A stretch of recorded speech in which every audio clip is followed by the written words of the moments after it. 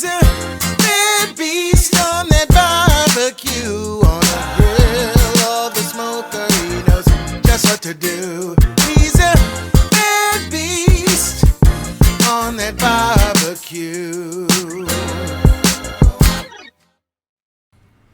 Hey, what's going on, guys? Hey, welcome back to another episode of Bad Beast Barbecue. Today we are going to be cooking on our Bali Outdoor 2-in-1 fire pit again, okay? It's a little windy out here today, so hopefully you can hear me with no problems. I got the muffle or the wind guard or the whatever you want to call it over the microphone, so let me know if you can hear me or not. So, but if you guys saw my short, I had cooked some eggs over this here. So like I said before, if you got fire, you can cook, okay, no matter what the source of the fire is. All right, so but we're going to take this one step further, and I bought a couple of things that'll go along with this off of Amazon that will help you, I guess, enhance your cooking experience over this fire pit, okay? So let me go ahead and get our first item.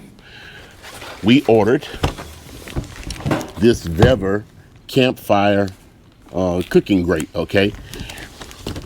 I did that because while I used an old barbecue rack the last time, it was okay, but I don't want anything really falling into my glass here because I still like my ambiance at night. And I don't want these to get greasy because they can cause additional fire, or you need to have to go through the hassle of cleaning them, okay? So I bought this grate here. I guess I'm gonna have to cut this off. So this is a grate here, and this will essentially sit over the fire pit itself, lifting up your pots and pans and what have you off the fire, giving you some room or space in between the fire and the cooking surface itself, all right? And then what we're gonna do is we're gonna put a griddle over this. We're gonna heat it up, and then we're gonna go ahead and today we're gonna just do a quick cook. We're gonna be cooking 3 tuna steaks for the wife, and then we're gonna cook myself a couple of small center cut pork chops on the griddle top, okay? So enough talking, let's go ahead and get this bad boy started. We're going to be using avocado oil on our griddle top because of its high smoke point, okay? All right, so let's get started.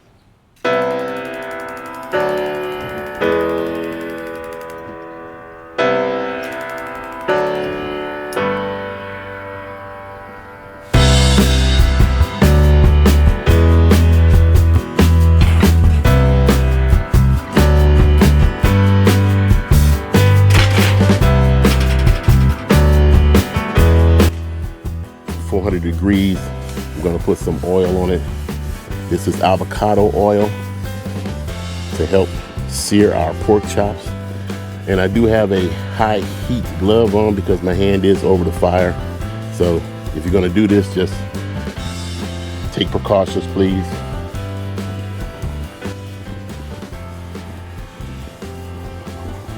All right, so we got our griddle oiled, and I think we're ready for some tuna.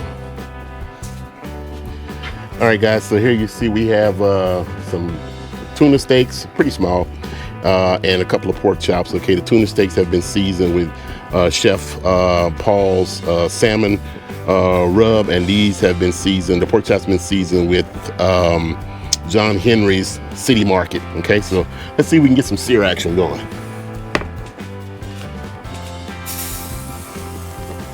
Nice, nice.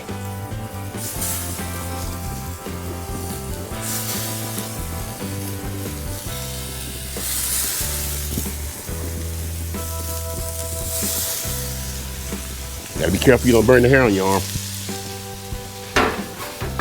It'd be nice to have a griddle that's a little bit wider than that, so, and I'll probably hunt for one. So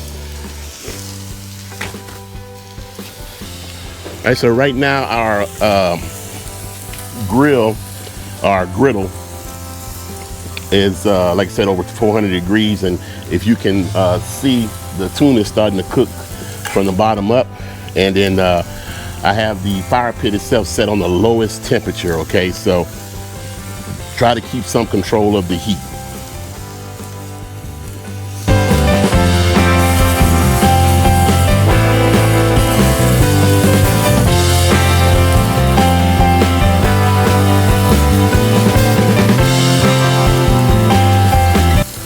For a lot of you guys who have watched my channel for a while, you guys know that my wife eats a lot of seafood, and she likes her tuna cooked all the way through. So even though I like it with it a little bit raw in the middle, she does not. So I will cook this all the way through.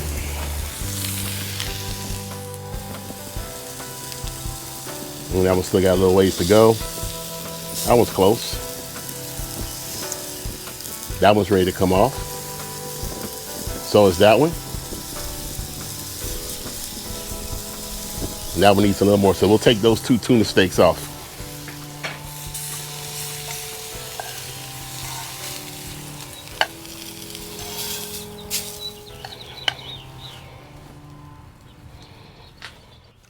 All right, guys, so that's it.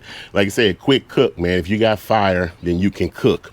If you're gonna do this, like I said, you want to elevate your griddle over your fire pit. Try to keep it off and try to keep a lot of that grease and stuff from hitting your glass pieces and your to ruin your ambiance at night and things, or even catch fire. Okay, so you'd have to get in there and clean that. Okay, so I'm sure some grease popped off here and here, but probably not enough to be worried about. Also, if you're going to use a griddle that's smaller than the fire pit cooking area, be careful because the flames will come from around the griddle, you know, and may catch your hand. That's why you saw me using the high temp gloves and the extended spatulas and the extended tongs. Okay, once again, I do have a longer, bigger griddle from the company called Steelmade, and I'm going to probably use that next time we cook out here. But I love this ideal of being able to sit out here and cook. Just keep in mind this entire thing is hot, so you don't have a low or a high zone, and you have to control the temperature either by controlling the amount of propane that's coming out of the bottle or by controlling the temperature that's on the knob itself. Okay, so we still were able to get up to 500 degrees, and I have a steak inside that I might try to sear out here on this maybe today. So, but anyway, let's have a quick taste. I'm gonna taste this tuna. Flaky like she like it, cooked all the way through like she likes it.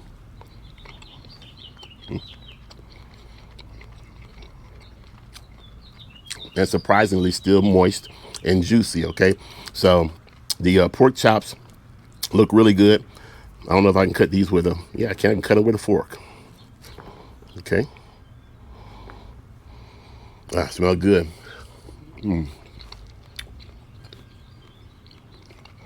Yeah. Oh yeah, nothing like flat top grilled pork chops. Okay, so we took the pork chops to 145 degrees internal temperature. Didn't want to overcook them. And we did the same thing with the tuna.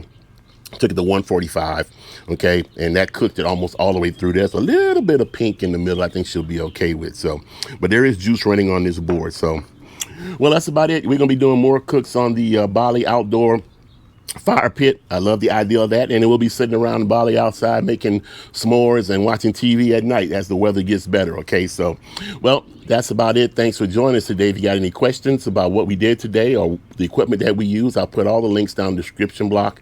And hey, if you're not a member of the Bad Beast Barbecue family, consider subscribing to the channel and giving us a like and a thumbs up on this video here. Okay, other than that, that's it. So like we always say, where there's smoke, there's fire. If it's fire, then damn it, there just might be a barbecue there, or a fire pit with a griddle on top, searing up some good food for your afternoon. Hey, as always, we'll see you guys around the smoker, and see you in the next video.